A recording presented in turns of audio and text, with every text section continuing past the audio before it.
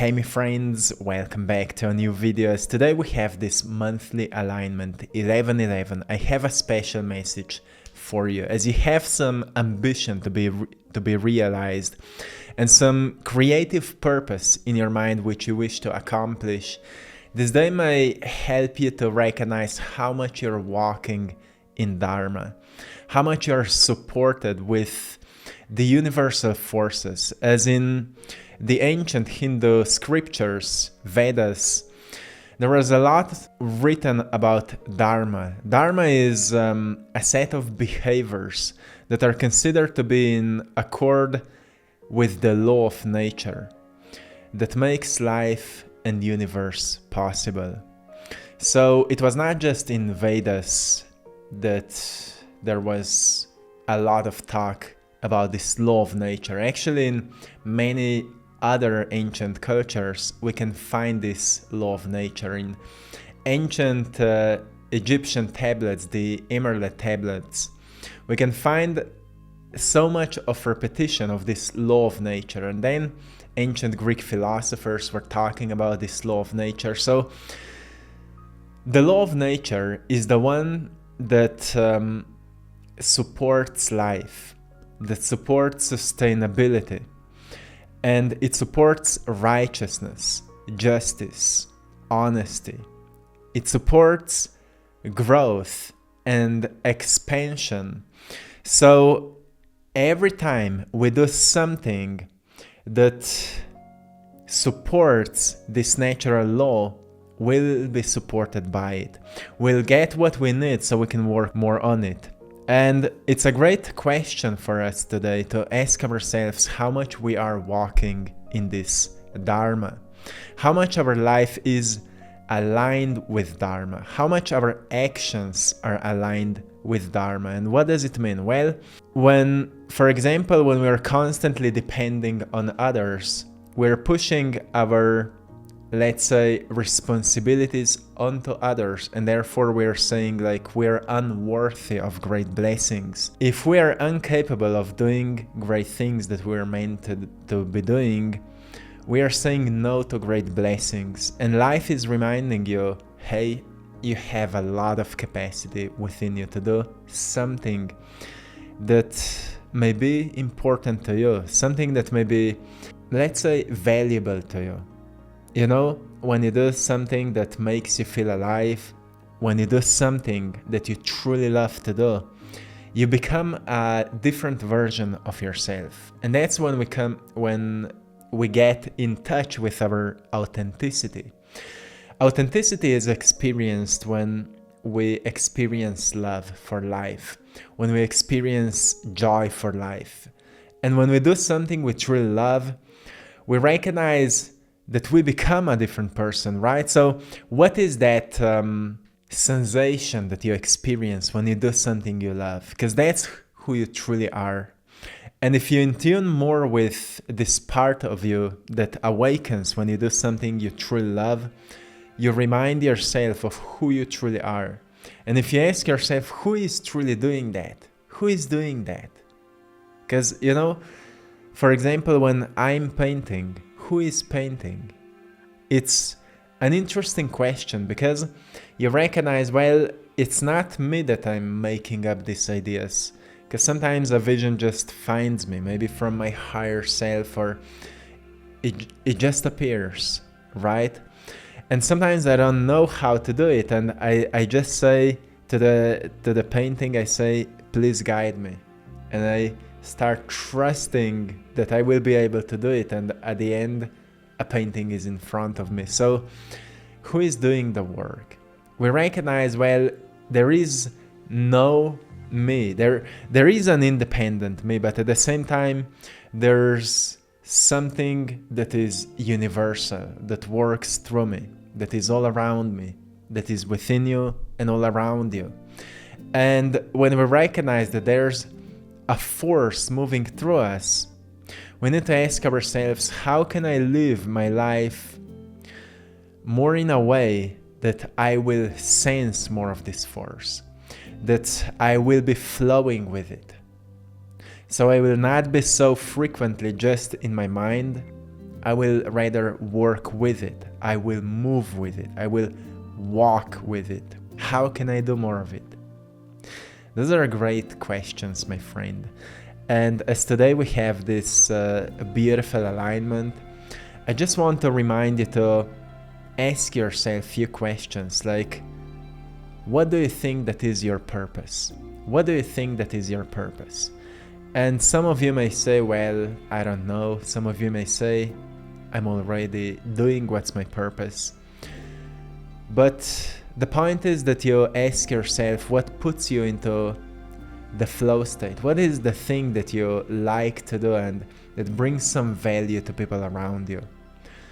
Because you recognize, well, life has a purpose to awaken more life, right? If you observe the nature, it's constantly giving. Trees are giving. Plants, all plants are giving. Animals are taking and giving. Everything is collaborating. And only we, because of the complexity of our mind and the lack of understanding of how to use it, we became quite egoistic. And because we've been so hurt in the past and conditioned, we became even more egoistic. So we only want to take because we are lacking so much of attention and care and love and kindness and so on and so on. So all we know is how to take from others, how to be, self-centered and so on. So when we wonder what's my life purpose, we get to the other side when we start wondering, okay, what can I give? What can I give back to society, back to humanity? How can I serve? How can I be of service to others? Maybe not all the time, but at least few moments in a day where you experience the sense, okay, my life truly has a bigger meaning than just surviving. I'm really, this is what makes me feel like thriving when I'm doing that. And that's where you experience this sense, as I said, authenticity. And we're getting into the age of authenticity where people are embodying their essence. Sure, it's a really long-term process, like deconditioning ourselves, letting go of this false programming so we can become more natural and real. Like when we experience the nature of who we truly are. And this nature of who we are it's a pleasant sensation. But sometimes, because we are still living in this poisoned society, it feels like if we become more natural, people will not understand us, or will push people away, or we may hurt someone. And actually, it's okay. It's okay because what people are taking for normal is what's actually sick, right? Society is sick.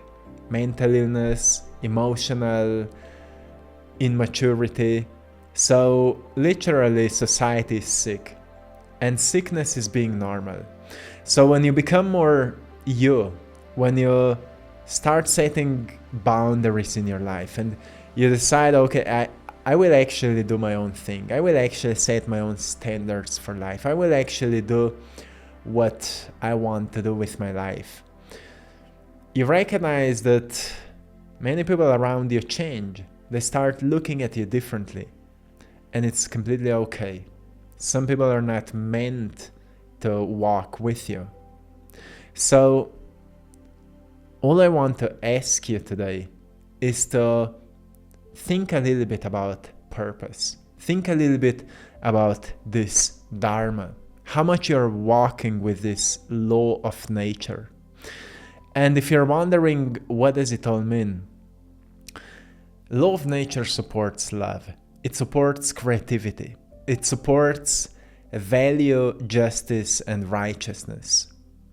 So anytime you do something that brings value, justice, and righteousness to society, you're walking with this law. You can imagine this law as life. You know, when you plant a seed and that seed grows into, let's say, into a flower, it's because the law of nature supports the growth of the flower, because that flower becomes also necessary and valuable for its environment. So, if you want to manifest great things in your life, think about how to work with the law, how to become valuable and helpful in society. How to become valuable and helpful in society. How can your work bring value and help and support in society, whatever you're doing? When I'm talking with artists, I always say, hey, you're not just creating beauty on this world. You're also bringing value to someone. You know, some people are really valuing artworks like paintings, for example, because it makes their homes more colorful, more meaningful. So you're actually solving a problem, right? A blank wall needs some colors, needs some meaning, needs some stories. And that's what you bring with your art. So when you start thinking about what kind of problems can I solve with my creative work on the world, and creative work is whatever you choose to do. If you do it creatively, you will solve certain problems in the world. That's how you tap into Dharma. That's how you tap into purpose. You recognize that when you start solving problems, people find value in whatever you do. You can make music. If your music brings meaning to certain people, you will make their lives better, right? And that's why they will choose to support your work. Then if you become more creative, you will find ideas how to bring that value to more people. And creativity is a natural law that can be accessed when we learn to detach from expectations. When we learn to let go of fear and we tap into trust, that's how we become creative. You can't be creative when you're afraid, because fear makes us feel stuck, but it also makes us think inside the box, and box has walls through which we can't see out. So creativity requires us to let go of the fear, and to let go of the fear means that you learn to be playful in your life. You need to learn to be more playful in your life, and that's why playfulness is deeply connected with purpose. And it's because when we do something we truly love, we start playing at it. Sure, we need to gain certain skills to do it, like painting. You need to learn to paint, right? To become maybe more precise with lines and to learn what kind of colors to mix, how to use certain materials and so on. You need a skill. But eventually, that craft becomes a play. And it needs to happen in anything you do. I'm talking about this today because this 11-11 alignment is helping you for nothing else but making your life more meaningful, making your life more playful, more joyful, so you can manifest great things in your life. You can't manifest great things in your life if you're loveless, if you're playless, if all you want to do is to experience financial abundance. Sure, you can say, well, what about those people who are really rich, but they're not enjoying what they are doing?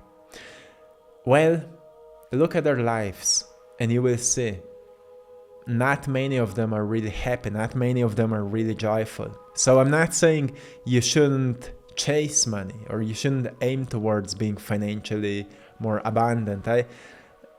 I think you should be. I think everyone should be financially really, really rich, abundant. So you actually stop caring about it. But together we need to put our lives into a greater order that is inspired by something greater than just having it, because we never have enough of anything. As long as we're chasing just material things, we'll never have enough of them to overcome scarcity. That's just how our psychology works. Even when we have a lot of whatever, we'll have this fear of losing it, because that's how nature is balancing itself. So we need to accept this part of natural balancing. Sometimes we win, sometimes we lose, but it's all part of nature, so we shouldn't be afraid of losing because we are supported. And to know that we are supported, we need to walk in Dharma, right? We need to do things that are right. We need to do things with love. We need to do things with care, with an intention that it will be supportive for whoever will come across it. So if Dharma is a set of behaviors that are considered to be accord with the law of nature, that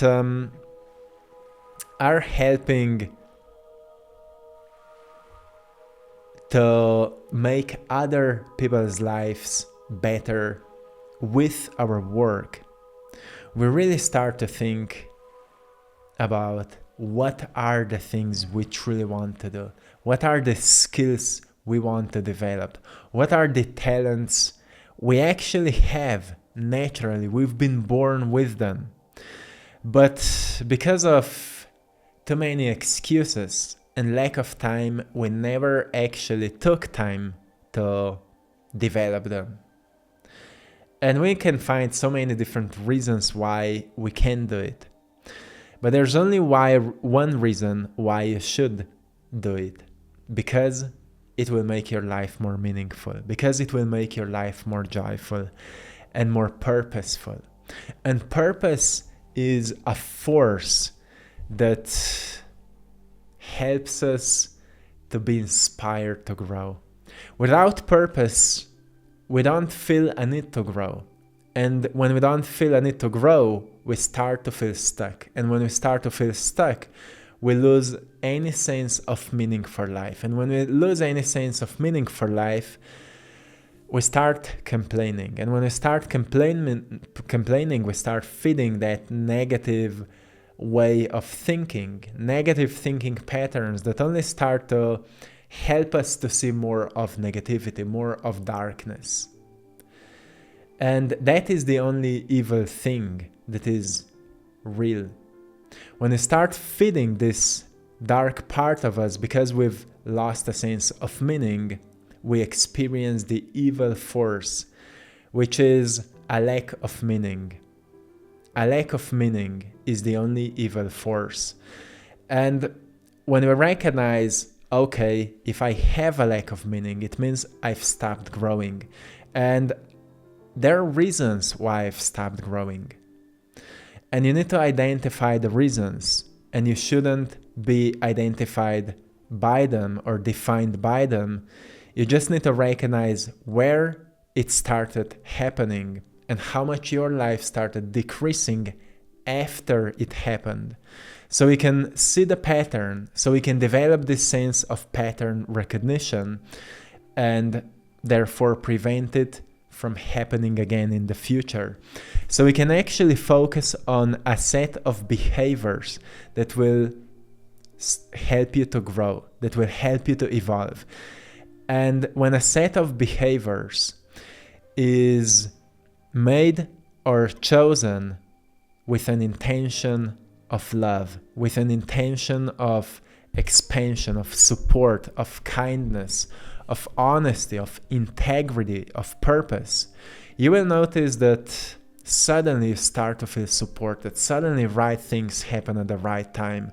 Suddenly right people come into your life. Suddenly you hear exactly what you needed to hear. Suddenly you come across a right opportunity. A right job finds you. A right person for the right business finds you. And suddenly it happens like luck is on your side. So luck is what happens when you start walking in Dharma, isn't it? And that is that law of nature that all ancient traditions are talking about.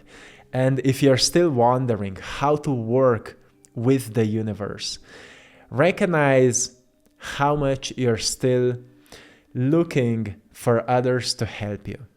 Sure, when you don't know what to do, seek for help. But when you actually know what to do, don't wait for others to bring you solutions when everything is on you. Recognize that every time you blame others, you're taking your power away.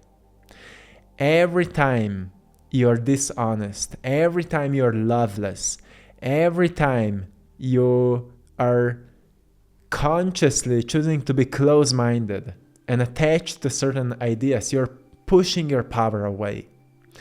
And therefore you're preventing yourself from being in Dharma. Dharma is inviting you to be open, to be open-hearted, open-minded, to understand that everything happens in your favor if you see things like that.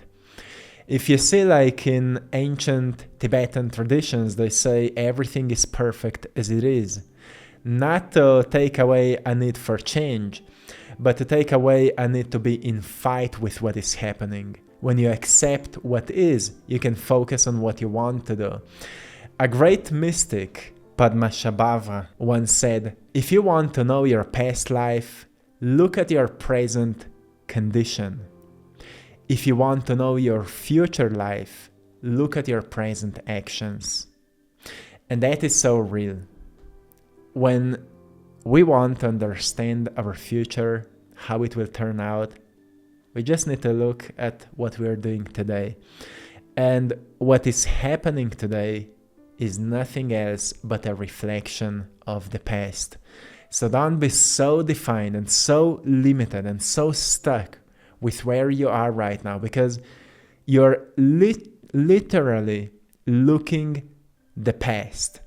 Your present life is what you've done in the past, what happened in the past. But what you will do with what you have will create your future. So be reminded of that, and you will walk like a visionary, like a master number 11, a master visionary, a master manifester. You will walk with this energy. So my friends, I hope you found something valuable today. I'm sending you lots of love, blessings, and power. Thanks to all of you for supporting my art in our Etsy store. I Draw My Passion. The link is in the description of this video. Thank you so much. Until next time, one love.